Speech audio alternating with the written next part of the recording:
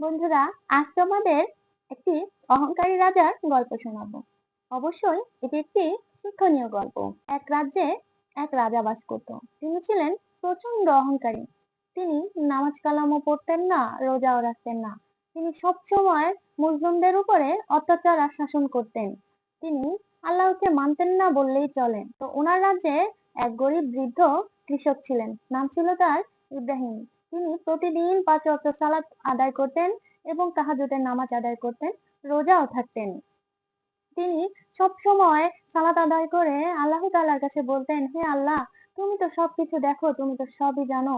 আমাদের উপরে যারা এই ধরনের অত্যাচার গুলো করছে, তুমি তাদের বিচার করো। একদিন ওই রাজা কর আদায়ের নামে গ্রামের সমস্ত প্রজাদের ঘর বাড়ি ভেঙে দিলেন। কর আদায় করতে গিয়ে কর কেন তারা দিতে কম করছে এজন্য। সেদিন এই বৃদ্ধ ইব্রাহিমের একটা ছাপড়া ঘর ছিল, সেটাও সে ছাড়েনি। তখন বৃদ্ধ ইব্রাহিম আল্লাহর দরবারে কাঁদতে কাঁদতে আল্লাহর কাছে ফরিয়াদ জানান, হে আল্লাহ, তুমি দেখো। এবং ওই দিন রাতেই এক অবাক করা ঘটনা ঘটে।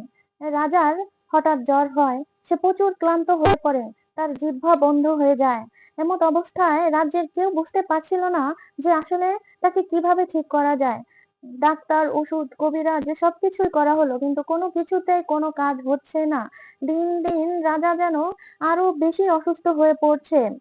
তখন রাজ দরবারে একজন লোক এসে রাজাকে বলল, আপনাকে অবশ্যই কোনো মজলুম বদদোয়া দিয়েছে।